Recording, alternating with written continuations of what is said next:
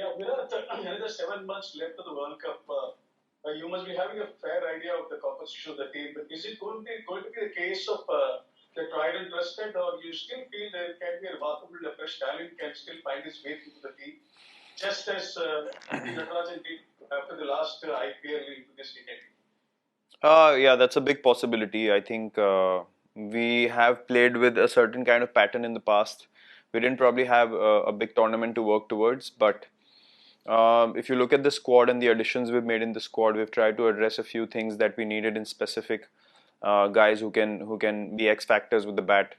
Uh, do things which are the need of the hour in T20 cricket, and these guys have done so in the IPL on a regular basis. So, yeah, we've tried to cover all those bases. Now it'll be interesting to see how they go about things in these 5 games, because these are the only games we have as a team before the World Cup, and we want to see how these guys fare out there in the middle. But yeah, I feel like the squad right now, what we have, barring Jaddu, who will come back whenever fit, is the squad that I feel is the most balanced in terms of all the options readily available for us to take on the field as and when we want.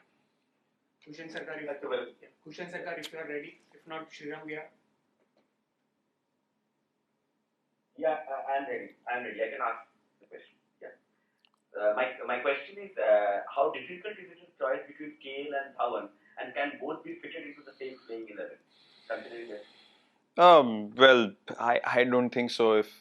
If Rohit plays, then it's quite simple. KL and Rohit have been consistently performing at the top of the order for us, and those two would start in a situation where a Rohit takes rest or a KL has a niggle or something like that. Then yeah, Shikhi obviously comes in as the third opener, but the starting composition, Rohit and Rahul will be the ones who will start.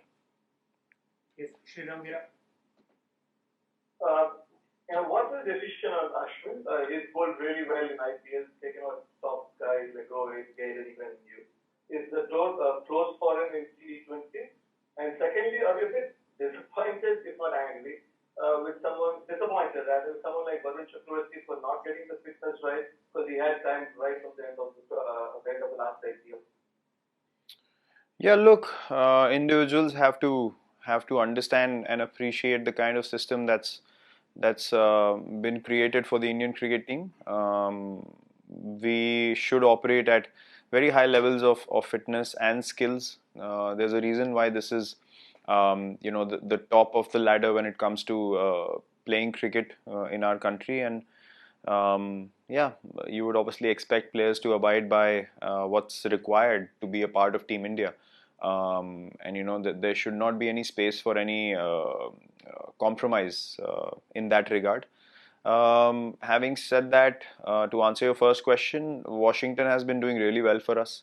So you cannot have two players of the same discipline, playing in one spot. So yeah, unless Washi has a drastically horrible season and things go south for him, I mean, the question has to be asked with some kind of logic as well. You suggest where you would add Ash and play him in the team when someone like Washington already does that job for the team. So it's easy to ask a question, but you should have a logical explanation to it yourself. Vishal Menon and then Vinayak.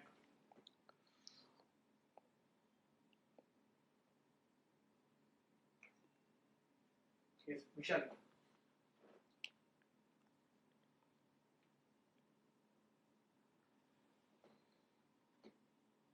Vinayak. Hi Virat. Hi. Good luck to the series. My question is about the batting approach that the team has. Team is looking forward in terms of the strike rate at the top of the order and going hard in the power play. Is that something that has been discussed in terms of what approach as a unit that India needs to take ahead of the World Cup? There are many things that we have spoken about. The kind of players we've added into the squad is precisely to give our batting lineup more depth and not play in a similar kind of pattern that we have played with in the past.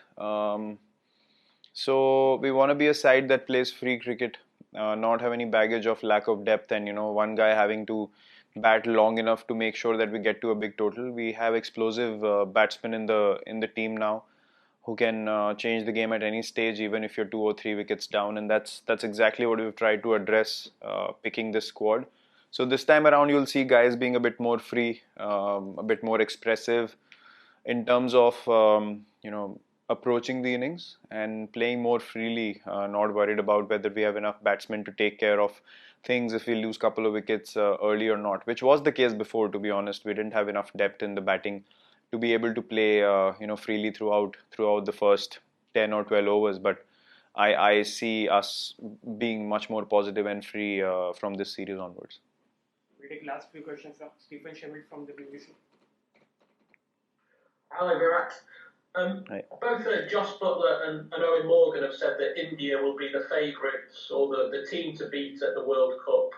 Do you agree with that? No, I don't. I actually think it's England who will be the team to beat. They are the number one side in the world, and the prime focus will be on them in this World Cup.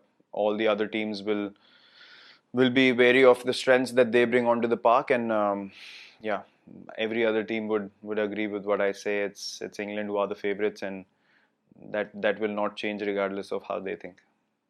Two more Thank questions. you. 2 more questions now. Vishesh Roy and Sunil Dile. Hi Virat. Bhuvneshwar is returning from an injury after 1 year. How would you rate his progress in the nest, and do you see him as an important cog in the bowling scheme for the T20 World Cup this year? Yeah, he's shaping up really well. He's come back. He's fit. He's worked really well to get back to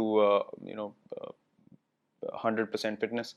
And look, he's a smart operator with the ball. We've all seen that in the past few years, and he continues to bring that experience onto the field, which is going to be vital for us going forward. And he has a clear understanding of what he wants to do in the next few months, and he wants to contribute towards many more Indian victories in the coming months, especially. And in the World Cup, we would obviously need our most experienced T20 bowlers, and he's right up there with anyone else with the new ball through the middle overs and in the death as well.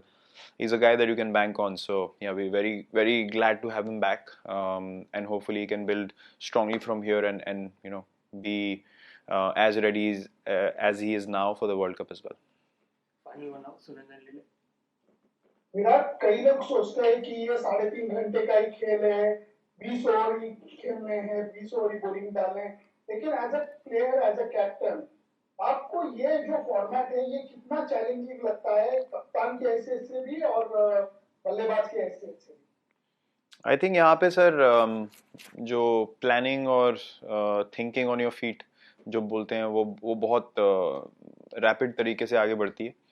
तो मुझे ऐसा लगता है कि एक कप्तान को इस फॉर्मेट में सबसे ज़्यादा प्रिसाइसली चीज़ों को परखना, कौन से बॉलर्स कब लाना, इन सब चीज़ों को समझ के वो चेंजेस करना ज़रूरी होता है. और गेम इतनी जल्दी चेंज होती है कि आपको इतना समय नहीं मिलता है ज़्यादा चीज़ों के बारे में सोचने का. तो बहुत इंस्टिंक्टिव और बहुत ही फास्ट डिसीजन मेकिंग की ज़रूरत होती है यहाँ पे.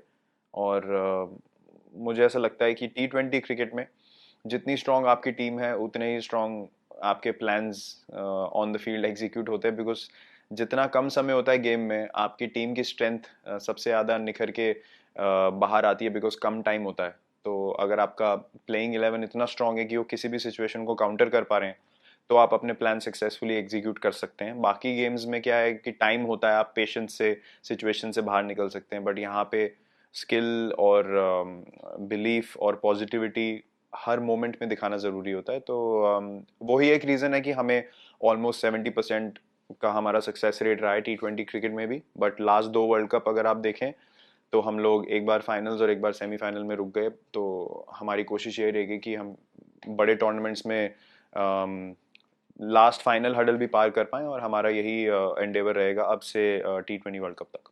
Thank you. Thank you everyone. Thank you.